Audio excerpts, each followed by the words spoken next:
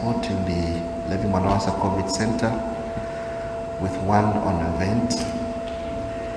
We have 5 critically ill patients on the Copper Belt admitted to Kitwe Central Hospital COVID Center. And because of the wide geographical spread of the COVID-19 and because of our patients becoming sicker in every part of the country, we've now opened up new COVID sites at Kitwe Central Hospital and in Ndola Central Hospital to add to the Masaiti one on the Copper Belt. We continue to use Chesali General Hospital as a COVID site, and Kalindawalo Hospital in Eastern Province is available for COVID management. Zambia, therefore, has now recorded in excess of 3,500 new cases of COVID-19. The deaths remain to be 128, and we continue to maintain 97 as the number for BIDs and 28 as the number for those who have reported, those who have come in as pure COVID deaths. We continue calling upon the public to work with us to stem the community spread. There's a radical spread of infections in the communities. We should ensure we strengthen the campaign for masking up. Campaign Mask Up requires that all owners of premises, by owner's reservation, do not allow anyone without a mask in their premises, in their shops, in public places. If you are local authorities and you councils your own markets, you need to work with all stakeholders to ensure availability of masks in those markets. We don't have any other alternative. Putting on a mask will stop infections. United Party for National Development, UPND Monze's Central Member of Parliament, Jack Mwimbu, says UPND members did not attend the funeral service of the late Mwansabombwe, Member of Parliament, Rogers Mwewa, because they are following health guidelines by the Ministry of Health. Jack Mwimbu, who is also leader of the opposition in Parliament, was responding to a statement by Patriotic Front Media Director Sunday Chanda, who questioned the UPND's MP's failure to attend the funeral of someone they dined with. Mr. Mwimbu says the PF should avoid politicizing funerals. The late Patriotic Front Mwansabombwe MP Rogers Mwewa died on Saturday and was put to rest yesterday, 21st of July 2020. We have more in this report. 21st of July 2020, Mwansabombwe, Member of Parliament, the late Rogers Mwewa, was being put to rest.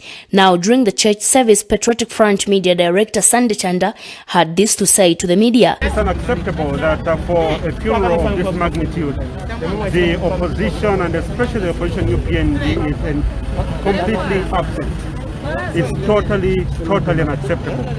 For a senior member of the House, such as Honorable Rogers Mwewa, someone who's been in the House from 2011 until his demise, we expected that we could even see the leader of the opposition attending this funeral. This did not sit well with some members of the public who wondered whether he went to the funeral to mourn the late MP or to observe who was not in attendance. Now, this reporter decided to find out why UPND members did not attend the funeral. In a phone call interview with leader of the opposition in Parliament, Jack Mwimbu, he tells Camnet TV UPND is only following health guidelines by the Ministry of Health. Honorable Mwimbu says coronavirus is real and UPND will try to lessen the spread by avoiding large gatherings. Dear colleague died from the COVID virus, and that particular issue was raised, and we are all informed through Camnet. As if that was enough, you are aware that there are directions that have been given by the Minister of Health restricting the number of people to attend these burials or gatherings. As law-abiding members of Parliament, we obey. And what happens is that when a member of parliament dies, Mr. Speaker constitutes a delegation of MPs that represents parliament. And I have no doubt in my mind that that was done. So we cannot bring in issues of not attending a funeral when there are guidance pertaining to funeral processions under the COVID, restrictions. We would have attended if it was a normal death and there are no COVID guidelines. But there are COVID guidelines which we follow. Honorable Mwimbu adds a list of members of parliament who are supposed to attend the funeral was already drafted and they attended. He further advised Sande Chanda to avoid politicizing funerals. However, Honorable Mwimbu disclosed he was among the members of parliament that tested for COVID-19 today at parliament grounds.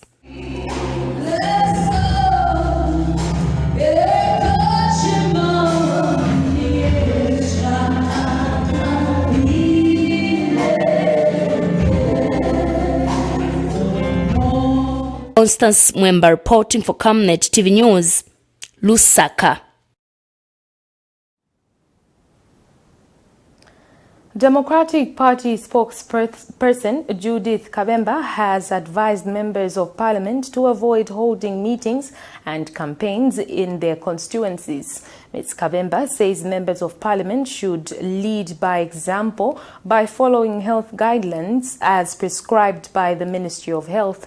She says COVID-19 affects all, hence the need for the ruling Patriotic Front.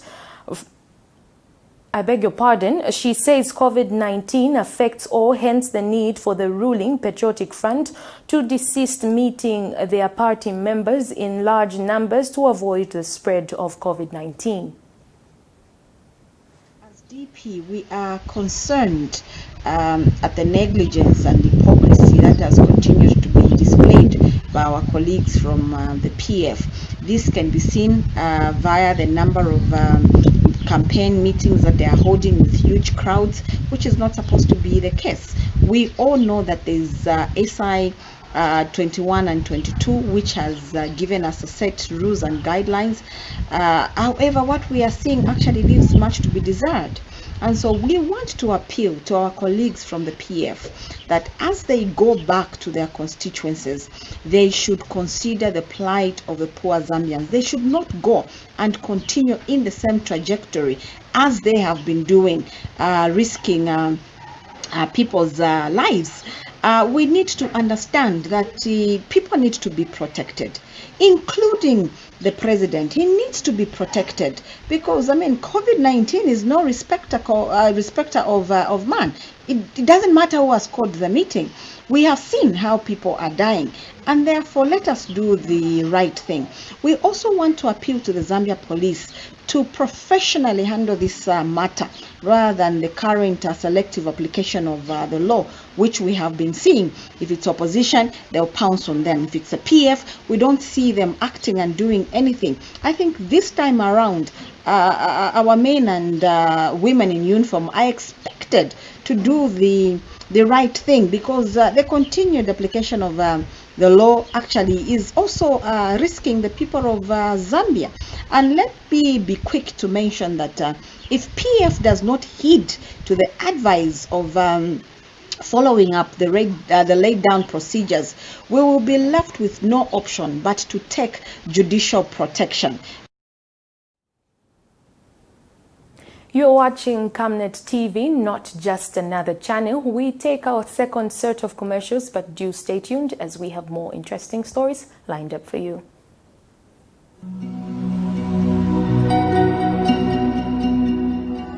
To create a positive difference in people's lives, one must first understand the way people live. At Savenda, we're here for our community, our partners, and our future, as a nation and as a continent. Back in 1997, we decided we were going to create this family journey into a bigger opportunity, and created a business called Savenda, which meant save nations to develop Africa. It's always important to give back to the people. The government cannot do everything. but as business entities, we'll be able to reach a lot of people. From our humble beginnings in the telecoms and mining sectors to our work in energy and development projects, we know how important it is to be true to our roots. Our services have to be diversified so that we don't depend on one income stream. Back in the village, I was growing up hunting and doing everything that a village boy would like to do. When you're hunting, you don't depend on one trap, for example. You have to have many traps. So those survival skills brought into the business created opportunities that we learned from a young age that you can't survive with just one product. Savenda Group involves Savenda Management, which is a consulting, Savenda Express, which is a corporate branding company, Savenda Electric, which is a manufacturer of energy-saving bulbs, Savenda General Insurance, which is a general insurance company, Savenda Fresh Produce, Cyber Africa, which is a center for just dealing with cyber security. Now, Savenda is combining local knowledge with international expertise. It's time to be a part of Zambia's rising success and Africa's exciting future. We are a gateway into Africa, and now we are praying with global companies who are coming to Zambia for opportunities and to look for companies that are homegrown, and we are proud to be one of those.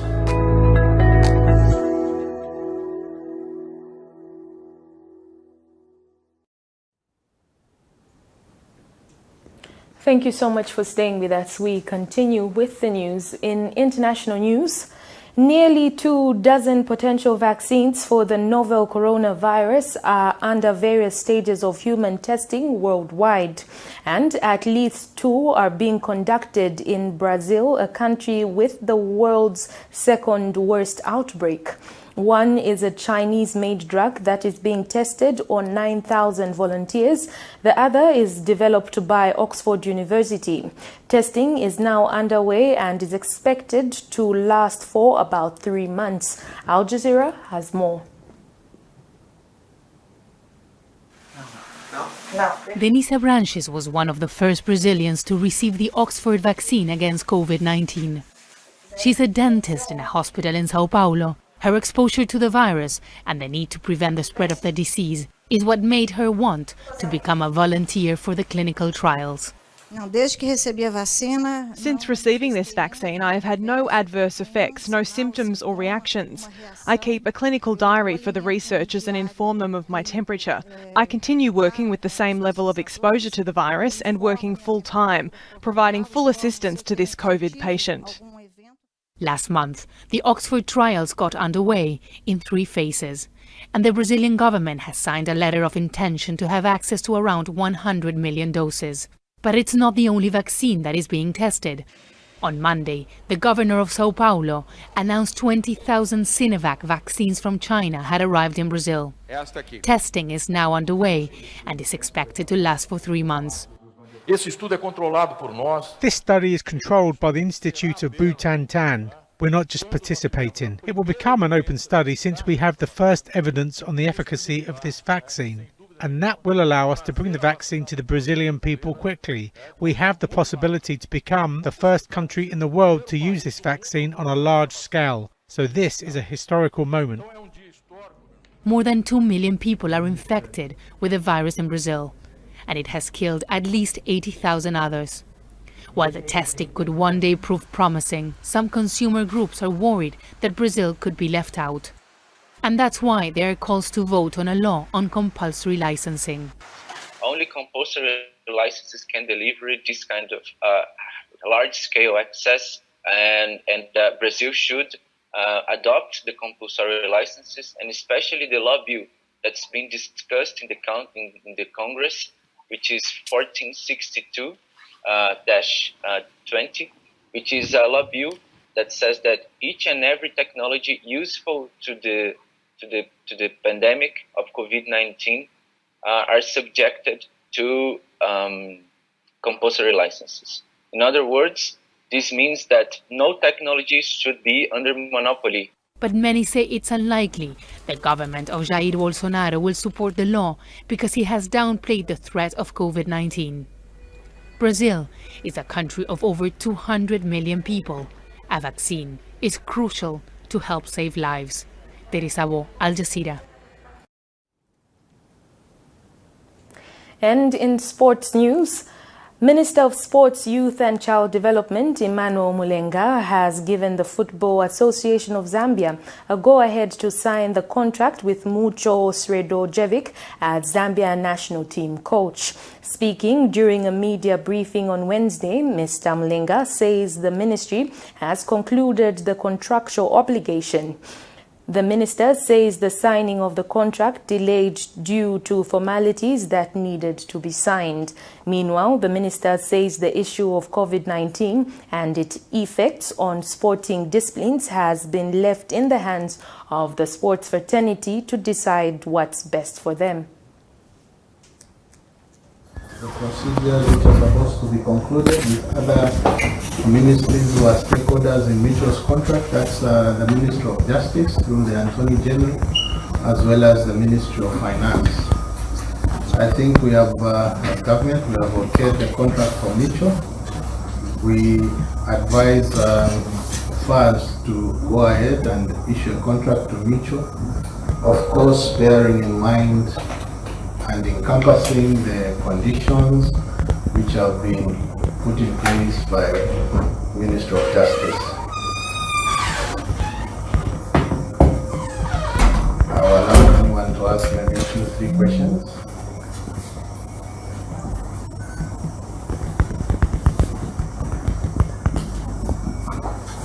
Yes. I wanted to find out with Netball Association of Zambia is set to hold the elective general meeting this coming weekend at the National Sports Development Center, NASDEG. The current executive was ushered into office in 2016 and their mandate expired on the 31st of March 2020.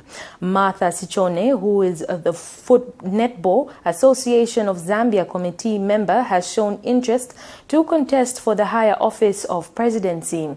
If elected in power, Sichone says she will work with the people that will sit and have one vision and that would drive the association beyond what it is. I was incorporated into Netball Association of Zambia as treasurer, and I did 4 years of treasurer, and I was one of the best treasurers in the association's National Sports Council, where I would give my reports in good time immediately after any event that Sports Council would fund, and that record is there for anyone to see at National Sports Council. And after that, I lost elections in 2016, and I was nominated as a committee member. I didn't feel bad because elections come and go. I was elected as committee member. But the way God works, I was also elected as African Netball Treasurer. I served for 4 years. Our term came to an end last year in 2019. And I served diligently, and my records also are there to witness at African Netball. Then I was also appointed technical chairperson. The glory, most of the glory that Zambia Netball is enjoying as a national team is part with our technical team. We worked so hard with the coaches, with difficult circumstances sometimes, to take the girls out of the country. We managed, I was the first Zambian female to be the team manager, taking the team to the World Cup in 2015.